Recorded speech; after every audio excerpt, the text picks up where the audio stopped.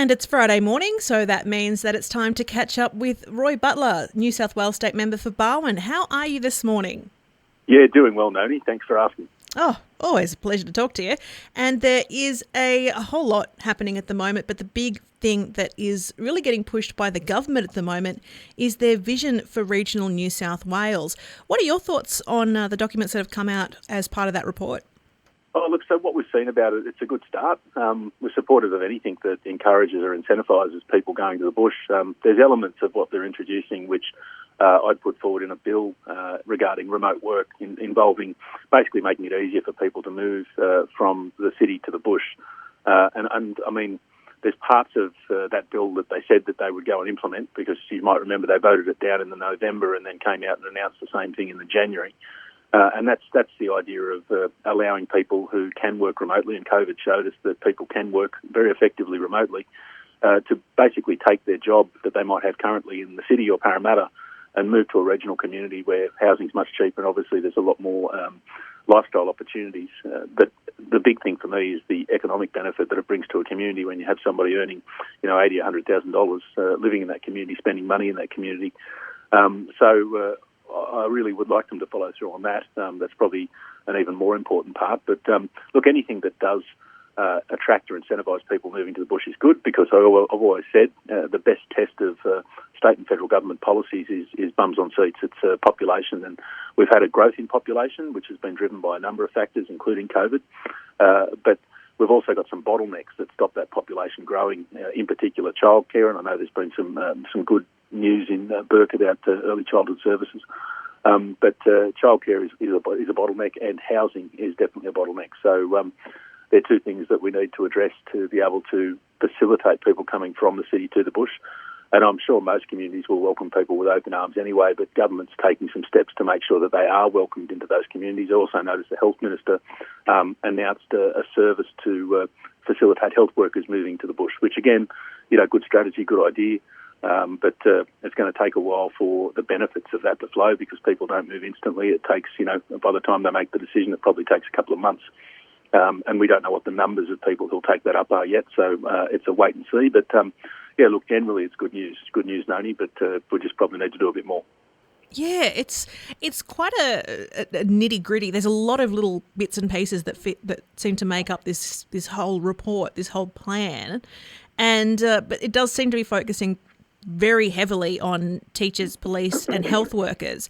Do you think that perhaps there's other areas in terms of private enterprise that are struggling to get workers that are being perhaps left out of this big vision? Well, if you cast your mind back to way back when COVID first started, the big companies, like Sodexo, Hilton Group, Google, all of these big international companies, they transitioned to work from home, remote work pretty much straight away. And when they saw the results of it in terms of their staff satisfaction, in terms of the productivity, they decided at that point, way back at the beginning of the pandemic, they weren't going back to the office. They were going to allow people to continue to work remotely. And, using Microsoft Teams and Zoom became a normal part of life for everyone. And I think most people probably have met that way at some point in their life. So I think when you look at how the private sector has already adapted and already said, well, we can be flexible. And the other thing that they can be flexible with in the private sector is how they employ people. So private sector can say to someone, for example, well, we want you to take up a job and then negotiate in terms of what that looks like and what their salary package looks like, what other incentives are going to be thrown in, whereas the government is a little more rigid in how it employs people. So, private sector, for example, could say, well, and I know there's a group in Walgett who do this. They say to a physician, if you come and work in our service, we will give you a brand new Toyota Prado, and at the end of 2 years you can buy it for $1. Things like that, which government can't do, can obviously make it a lot easier for the private sector to attract and retain people. But the government's not very agile, and you'd think by now, after we're in a few years of the pandemic being with us, that we would have said, well, that works, let's make it happen. But it just hasn't happened yet. Moving from looking to the future to being very stuck in the present, you were visiting Condobolin with some very important visitors not too long ago on the topic of flooding. Tell us how that went. Look, I think it's really important to say that politicians are not important people. They're just ordinary people. They still have all the same faults and foibles of anyone. The important people in this were the people of Condobolin, and in particular the people who are volunteering to assist with the not only the response but the recovery as well. Incredible people. Sue Bennett down there is the SES controller.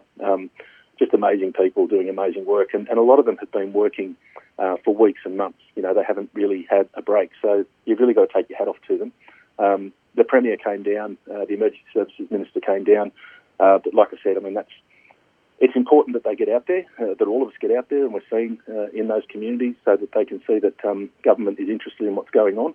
And certainly as a local member, I'm interested in what's going on. But the real sort of applause and the real thanks should go to all of those emergency services workers and volunteers who have been working tirelessly for months.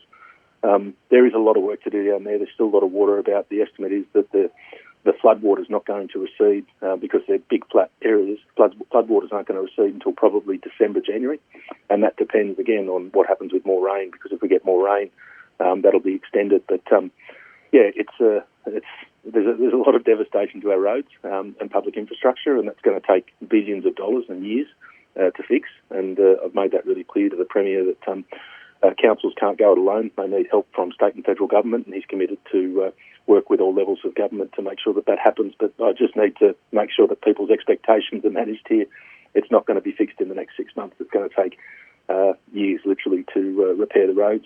I saw a media report yesterday suggesting that this could be the most expensive, this series of floods that we've had could be the most expensive natural disaster for the state ever. So that's something to sort of take a deep breath about, especially with the other costs that state and federal governments have had over the last few years.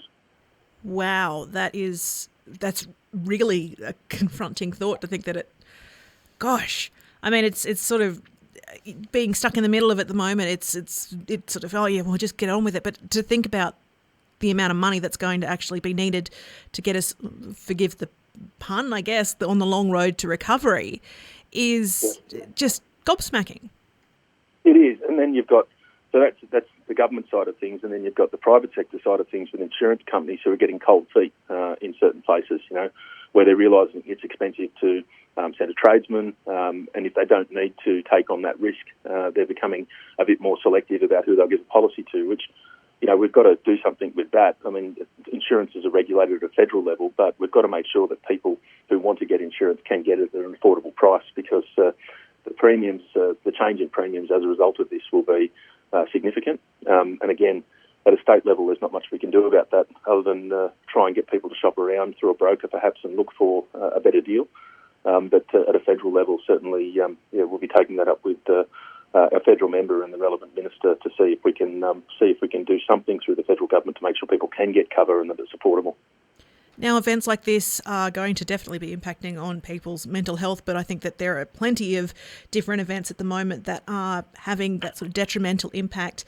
Living Works Australia are trying and resolve that to a degree when it comes to younger people. Tell us a little bit about what they're doing. Look, this is actually a really good initiative, and I'd really encourage people to take advantage of this. What Living Works Australia is offering is free workshops, and there's whole different levels of intensity and education and time involved. But the great news is it's absolutely free. They will even book a venue. They will pay for catering. They'll do everything to make sure that these things can go ahead wherever you are. So they'll come to you. It's at no cost.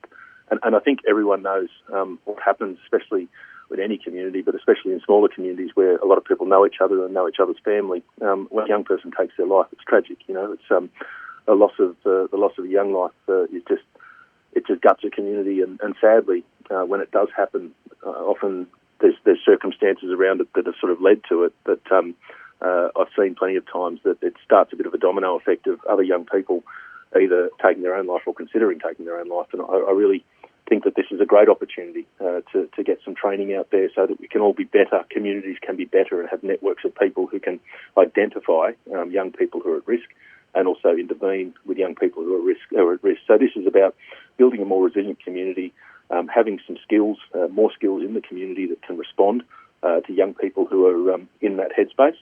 And I really would encourage anyone who's interested to get in touch with my offices if you need the details, or if you're on Facebook, there's a link and contact details that was posted a couple of days ago. Unfortunately, it's really strange, Noni. I post up something like that, which I think is really important, really beneficial to communities, and the level of engagement that the social media audience gets with something like that is quite low, which is a shame. You post up, a flat tyre, a cracked rim, or a dead snake, and all of a sudden a whole lot of people are clicking on it and liking it, which I understand is probably, it's a bit of a dark subject, isn't it, the idea of youth suicide, but for the sake of our kids and our communities, I'd really encourage people to jump on that. And, if you're part of a school group or a sports group or anything like that, you've got the opportunity to tap into these people at no cost, bring them out and have this training delivered to a group in your community. So really encourage people to get into that for the sake of our kids.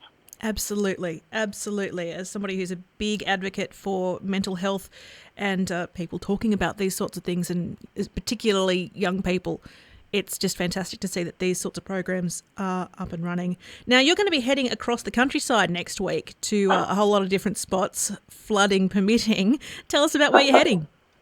So we're heading out to the Central Darling Shire, which, as your listeners probably know, some of your listeners are in the Central Darling Shire. It's the largest LGA or local government area in the state with the smallest rate base. So it doesn't fit the mould in terms of what councils look like. So what we're particularly interested in is what the community want to see happen. Your listeners would be aware that Central Darling Shire is an administration, which means it doesn't have an elected group of councillors or an elected representative system. So the one person, the administrator, becomes both like the mayor and the council, which, the gentleman who's doing that is a very well-experienced local government person. So I don't think you could find a person more experienced. But communities generally want to see some form of elected representation. So that's a challenge in such a vast LGA with lots of communities. The duplicated infrastructure, multiple swimming pools, multiple parks, multiple sports fields, multiple council sites across the whole LGA. So I want to talk to those communities about how they see council looking in the future, what are some of the things that need to be improved, and be able to then collate that from communities like Menindee, Ivanhoe, White Cliffs and Wilcannia, and take that back to the Minister and say, well, here's what the community's told me about what they want to see happen. The Minister knows that we're fairly firm on the idea that we're going to go back to an elected, some sort of elected representative system in the, I think it's September 2024 local government elections. So we've got to get cracking on that because with the wheels of government turning as slowly as they do, we've got to make sure that we've got something that we can implement prior to that election that the community wants. And the Minister is also very aware, because I've made her very aware, we can't go and ram something down people's throats and say this is the system you're getting. We have to go to the communities, find out what it is they want to see, and try and come up with something that represents what they're looking for in a local government. So that's the plan. A lot of miles. I think on the last day I've got to drive Broken Hill to Singleton, which I think that'll be about 14 hours or something, which would be a lot of fun. But that's I suppose the nature of an electorate like Darwin. It's there are those days where you've got to drive your 1,200 k's or whatever to get where you've got to be. Yeah, it's a little bit of suck that, Leyland Brothers. You know nothing. Roy Butler, member for Barwon in the New South Wales Parliament. Thanks so much for catching up with us. No, thanks, Noni. You have a good day, and I hope your listeners have a good day too.